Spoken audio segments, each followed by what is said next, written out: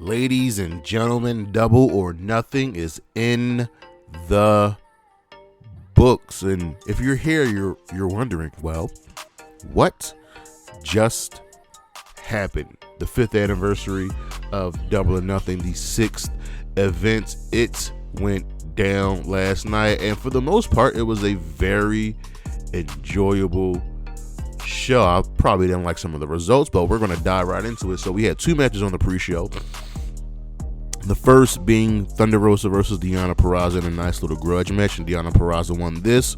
I believe she held the ropes or held the tights, but this is not over between these 2 women. And the second match on the pre-show was the Acclaimed and Daddy Ass versus the Gates of Agony. I'm sorry, the Cage of Agony. I guess that's their name now, but it was them taking on Brian Cage, Toa Leona, and Bishop Khan. Of course, the Acclaimed and Daddy Ass won because, well, Brian Cage and the Gates, well, I guess the Cage of Agony always lose. But that was the pre-show, and the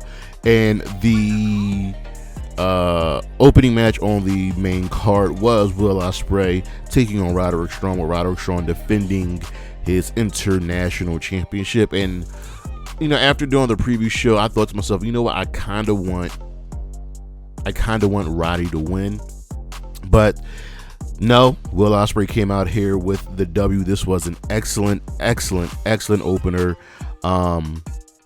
They brought out Ospreay first just to get the crowd going, get crowd charges. I can't think of any other match that should have opened up this card. Maybe Mox versus Takeshita, but this was such a really good match. Even with the Undisputed Kingdom's heavy interference in the early going, but it was good. We still had the story of Will not wanting to use the Tiger Driver, and Don Callis tried to coax him into doing that. Remember, Ospreay is still part of the Don Callis family. This was good. This match had a clearly defined rules with having Ospreay taking advice from a heel to injure a heel, for the dangerous moves, but it's okay. This was good.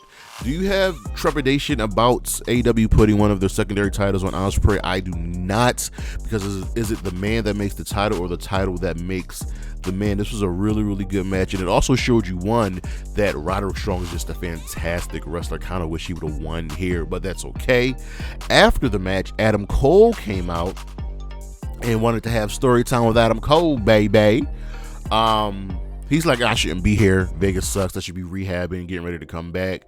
And then we had a video package of someone walking through a house, and it was MJF. And MJF made his long-awaited return. Adam Cole was a little scared. They hugged it out, and then he got kicked in the balls, hit with a brain buster. And then essentially MJF got on the mic and said, listen, my trust was broken. I'm back to being a dick bad guy, but kind of a fun bad guy. He's also all elite. He has a tattoo saying he's AEW for life or whatever, but he's ready to take over once again. Adam Cole was done no favors here. It was a lame duck return to telegraph MJF. This is going to be interesting with all these major players back here, but the MJF is back and he's a catalyst. So it's like, where does Swerve fit? Where does Ospreay fit? This is going to be really good. Also, side note, it was announced that the winners of the Owen Hart will get a world title match at Forbidden Door. So, no, I'm sorry, at All In.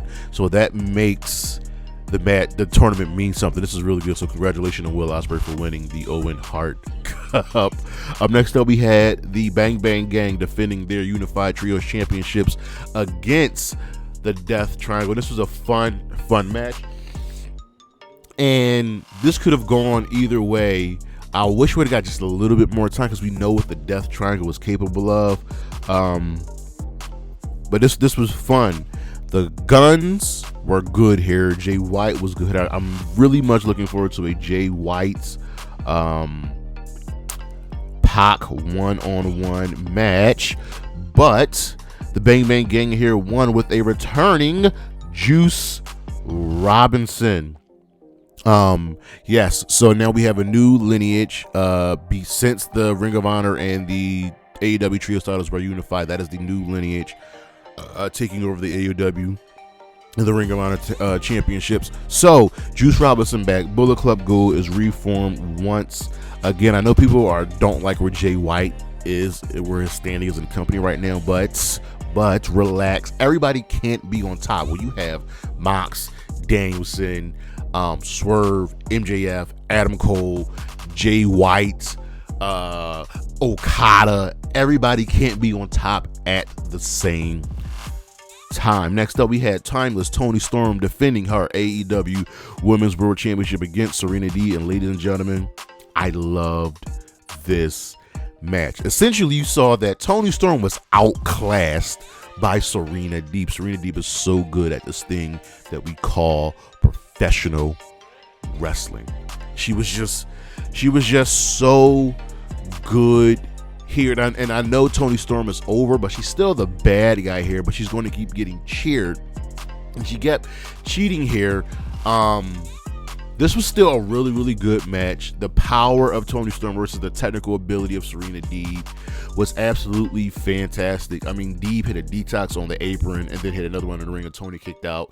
And then Toni hit a couple Storm Zeros. No, that's Will Ospreay's moves.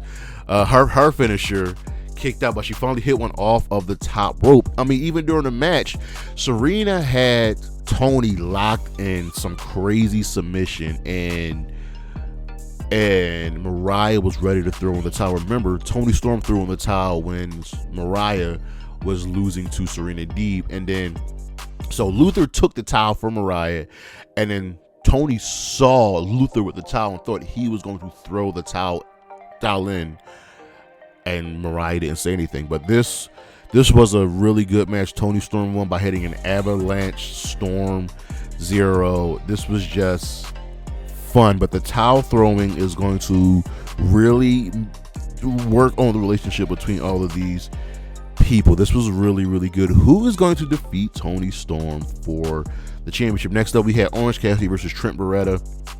Trent entered with new music. Was the Best Friends theme remix. Don Callis was on commentary back in. They kept switching up commentary, which was good. We had Taz, Excalibur, Shivani,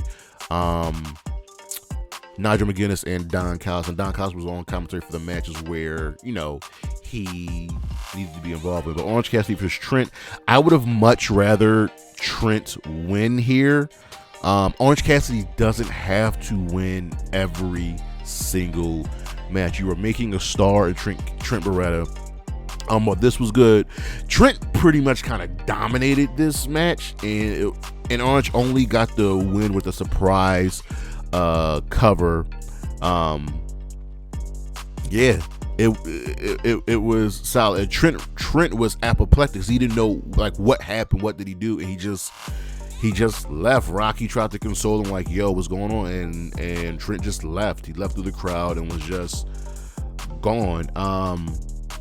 They succeeded in Trent Beretta, making him an interesting character, and the turn worked. So now we have to follow up. Cassie came back to his Where Is My Mind theme by the Pixie. This was just good. Follow up with this. There needs to be a rematch. Next up, we had the triple threat match for the FTW Championship. Chris Jericho defended against Hook and Shibata. And this was fun. Listen, Jericho maybe catches some heat right now, but this new gimmick he's working is just absolutely amazing. Hook and Shibata just wanted to beat the hell out of Jericho, and they essentially did that. We even had a bag full of dice, weapons everywhere, table spots. There was supposed to be a death valley driver to the table, and it didn't. It overshot it. It was crazy. But Jericho won. Why did Jericho win? Someone showed up, man in a mask and a hood, and it was Brian Keith who helped Jericho win. Big Bill was taken out as he got put through a table by Hook. This was fine. Didn't really hurt anybody.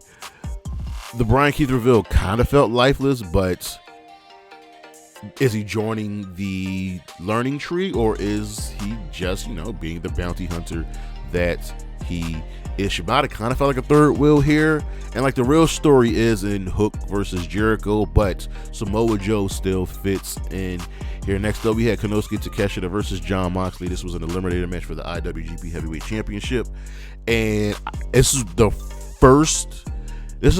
second result. I can go back and forth on the Ospreay Roderick Strong result. This was the first result I did not agree with of the night. I do not think Moxley should have won here. So I don't know if it was an edict done by New Japan, but Mox should not have won here. He is untouchable. He is unbreakable. He can take a loss here. I don't know what was the point of having Takeshita lose here. They need to get rid of eliminator matches, because nobody ever wins eliminator matches. Nobody. It just doesn't happen. It's stupid. It's stupid, and whatever.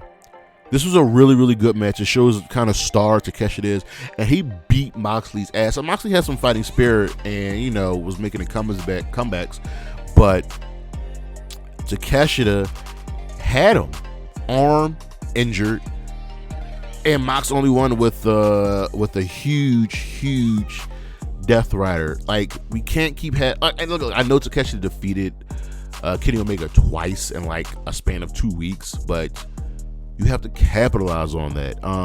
There has to be bigger plans for Takeshita. We thought having this as an eliminator match would give Takeshita a big win, another big win, and they didn't do it. I don't agree with this result. Next up, we had the TNT Championship being defended in a barbed wire steel cage match. Adam Copeland versus Malakai Black. This is the third result, the second true result I did not like. I really thought Malakai Black should have won here. The House of Black can't keep losing big matches, and this was a fantastic match. We had dark Adam Copeland, because everybody's got to go dark against the House of Black, but again, like, Malakai Black was great here. Copeland hit a stomp. I cringed when he did that. This was a good match. It was bloodied. It was brutal. It was fun. They got to move on from this feud, just because what are the House of Black to do? They had the upper hand the whole feud, and Copeland only won with help from Gangrel. And this is not to shit on Gangrel, but like, it's still 3-on-2. Malakai Black should have won this. This was a fun match. They beat the holy hell out of each other. There's so much more Malakai Black can be doing. He's another person that could be at the top of the card. I just thought he really should have won here. So we got to see what's next. But this was good. Pro wrestling, absurdity, everything. This was great, but they even teased Brody and Buddy turning on Malakai Black, and that still didn't even work. Like, Malakai Black should have won this match. I'm upset. Next up, this was another result I did not like, but I understand why they did it. This was Willow Nightingale defending the TBS Championship versus Mercedes Mone. And ladies and gentlemen, this is probably my match of the night. This was such a fantastic match. My God, it was so good. For anybody that had any doubts about Mercedes Mone's return to professional wrestling, watch this match and then throw those doubts away. She was so good here. Willow knows how to bring that big fight feel. Remember her feud with Athena in Ring of Honor? This was good. Willow had the match won, but Stoke and Chris messed up, and it was all downhill from there. Mone kept on the attack, and it was over. Mercedes tripped Nightingale, hit the bank statement, hit the Mone maker. 1, 2, 3. We have a new TBS champion. So I get why they put the belt on Mercedes. Like, she had to kind of win her first match. I wish there's going to be a third match, but after the match, right, Stokely is yelling, he's angry, and Stat pushed it on like, yo, like, come on, girl, just lost. And then of course the inevitable turn came. Stat turned on Willow. Hit her, threw her to the ground, and gave her a spinning lariat and left up the ramp with Stokely. I don't think the turn, there didn't need to be a turn. There didn't need to be a turn. The match itself was absolutely amazing. I loved it. It was my favorite match of the night. The size differential really helped. Mercedes' technical ability and speed versus Willow's tenacity and power was a good contrast in styles. This was good, and we'll see what the heel turned up for Chris. It was teased for a while, but I just didn't think they would go for it. Felt like they just did it just to do it. And next up, we had the World Championship being defended as Swerve Strickland defended against Christian Cage. And again, Christian was never going to win here, but it was solid. This was a solid affair. It went 25 minutes. There was so much interference from the patriarchy between Prince Nana and all of them, and it was fine, but like, focusing on the match itself, Christian and Swerve had a really good match. This was a solid match. Christian was never going to win, but he did his job. Swerve was the up-and-coming babyface Works. Now he's defeated the Bucks. He's defeated Bucks' handpicked opponent. Is the Elite coming for him? Like Swerve versus Okada, Swerve versus Jack Perry. This was cool. Swerve hit the Swerve Stomp in the house call to win the match. So now I want to see what Christian Cage and the Patriarch do here, and where Swerve's next opponent is going to come from, because there's a Forbidden Door Gauntlet taking place on Dynamite this coming week, and the winner gets a championship match at Forbidden Door. Next up, finally, our main event, the Anarchy in the Arena match, the Elite versus FTR, Bryan Danielson and Darby Allin. And as the Elite were coming out, they just got jumped. They just got attacked, and then Darby Allin snuck in and attacked, and it was just balls to the wall action. It's so hard to follow a match like this. They were playing with the music, because during the Anarchy Arena matches, music plays. So first it was Darby music, and then the Young Bucks was like, nah, turn that off, play our theme. And then Bryan Danielson was like, nah, turn that off, play the greatest theme song ever. And it was the final countdown. Then later on, Matt Jackson was like, nah, turn that off, that's $200,000 every time it plays, we're on a budget. Good stuff here. But this match was absolutely crazy. Darby got hit by a bus again. He lit Jack Perry on fire. People were going through tables, fighting backstage. Craziness abound. Darby Allin was hung from the ceiling and super kicked with the Young Bucks' new Nikes that had thumbtacks on it, because that's their forte. He's dead. Danielson gets the upper hand. This was crazy. After someone getting lit on fire because Jack Perry was trying to attack Okada, FTR just murdering people. I'm just astounded. Like, shatter machines everywhere. Dax and Cash, tried their best to fight everything off, but then the Elite finally got the upper hand, and it was just too much. They hit an EVP trigger on Bryan Danielson, and Jack Perry got the cover. 1, 2, 3. Crazy. I love that we have this match. The theme music playing on, like, everything about the Anarchy Arena is so great, and the Elite had to win this match. So the question is, what is next for Team AEW? They gotta stop the Elite. Kenny Omega made this match, and Team AEW lost, but this was good. This was a damn near perfect pay-per-view.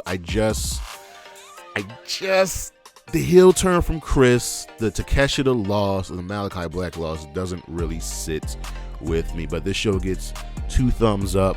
I very much enjoyed it. This is still AEW at its finest. They over deliver on pay-per-views. This was so great. Yeah, that is what just happened. You know what I mean? AEW Double or Nothing, the 5th anniversary of AE, like, just great. And next up we have the Forbidden Door. I am ready. But come back this week for the High Risk Wrestling Podcast. A couple other things we got on the pipeline. I will have the schedule up this week for the rest of this in June. But I'll see you when I see you. Peace.